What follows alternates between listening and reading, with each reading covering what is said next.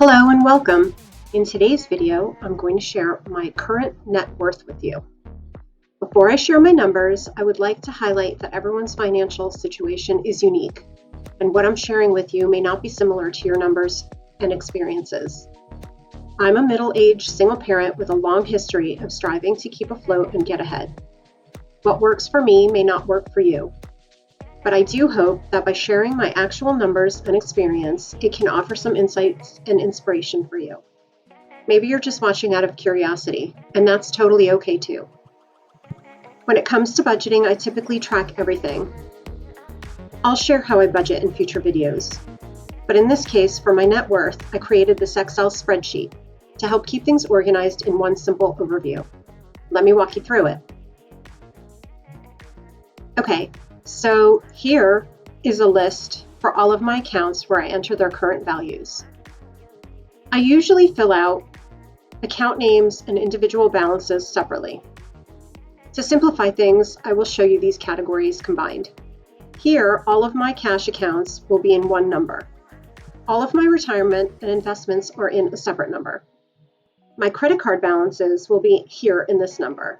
You get the idea. Next to each account, there's a drop-down menu. There are 8 categories to choose from. They are cash, savings, investments, property, loans, debts, taxes, and collections. 4 of these categories make up my assets, and 4 are my liabilities.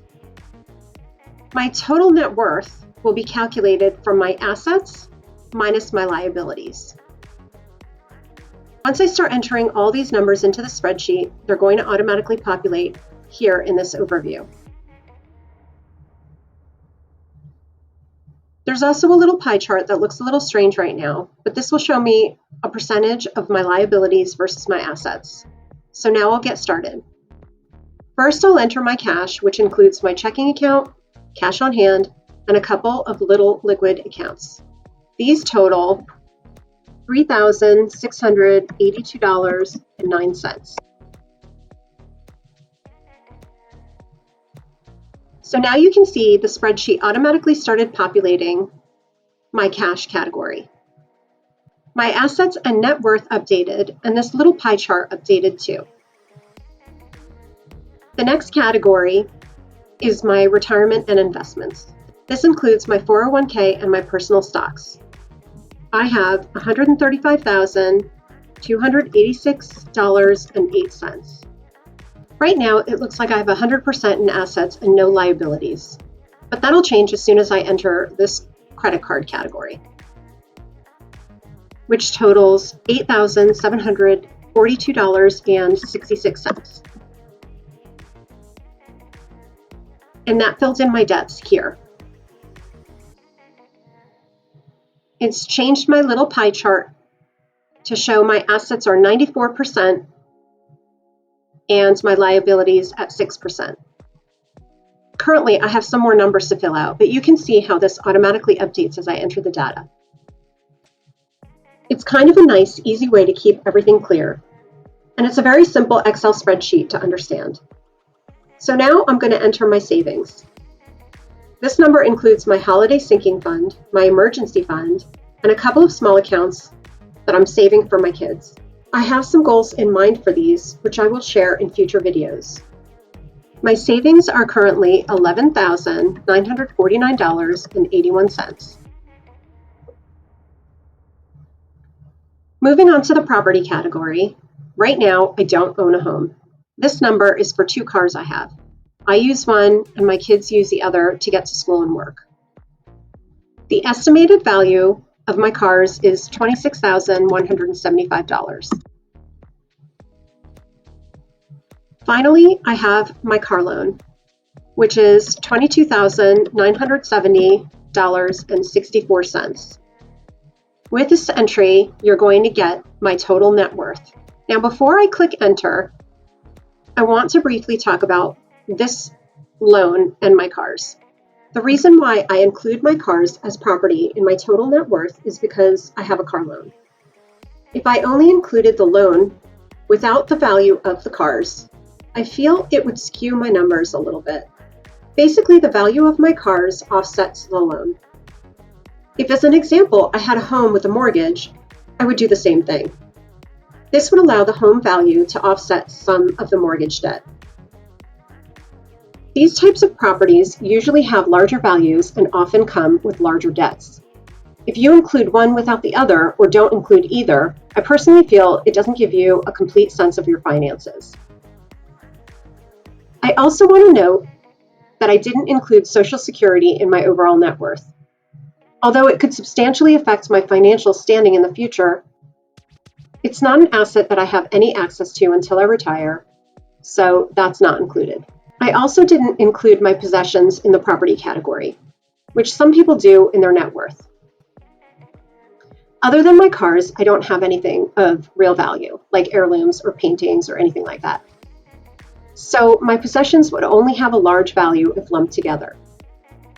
Individually, nothing I own is worth very much, so I don't include that.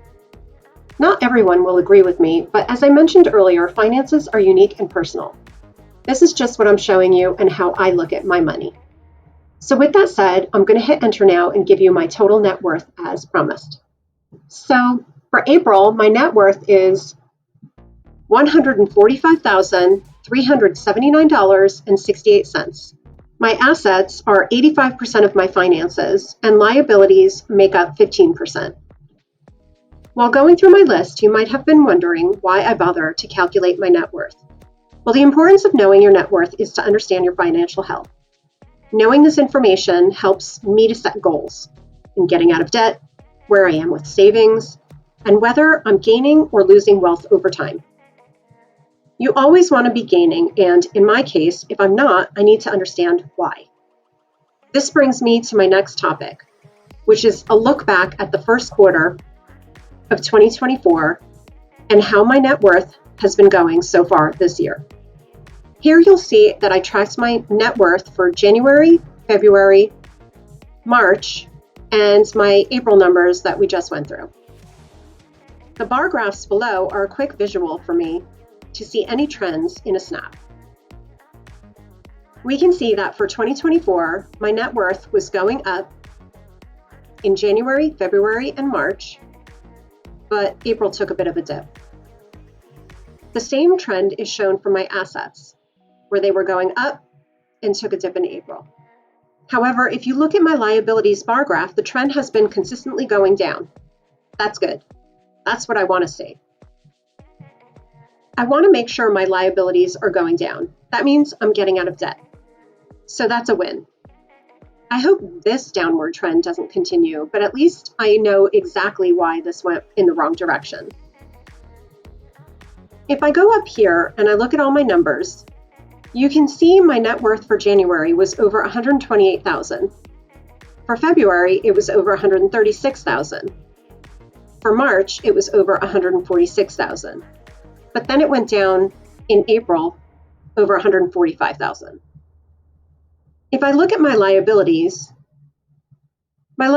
are going down consistently, which we saw in the bar graph.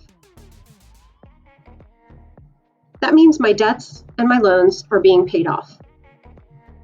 However, as for my assets, you can see I went from around $179,000, which was my high for the year so far, back down to $177,000 in April.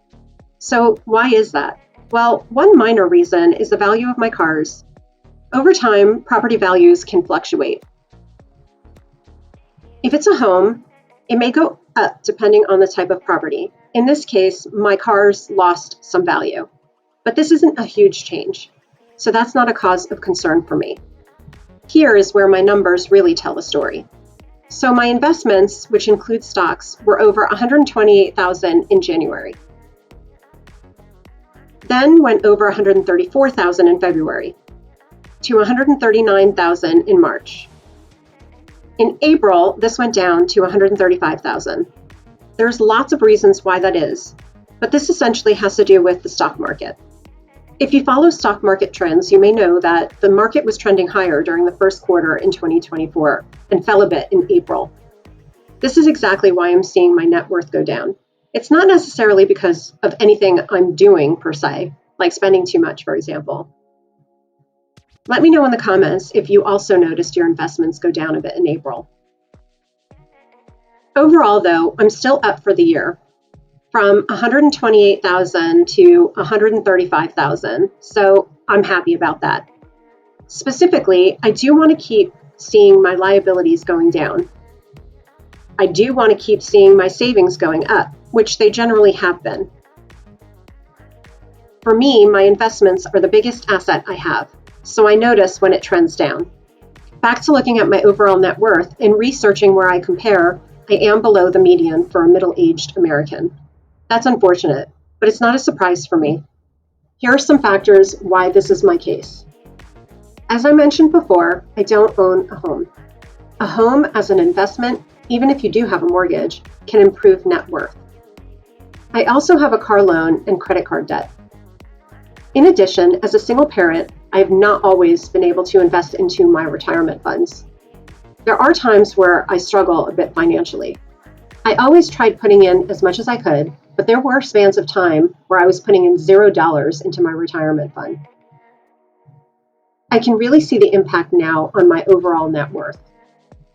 I've been tracking my money for many years, and there was a point in time where my net worth was negative, so I don't have any complaints about where I am financially right now. This is actually a very good trend for me, and I hope I'm finally at a place in my life, knock on wood, where I can make progress in gaining wealth and lowering my debts. Please subscribe to my channel and join me as I continue to navigate through my financial health. I would love to share with you more details about how I budget in future videos. This will include my income, spending, how I'm getting out of debt, my savings goals, and future planning, among other money matters. I hope you enjoyed this video. Thanks for watching.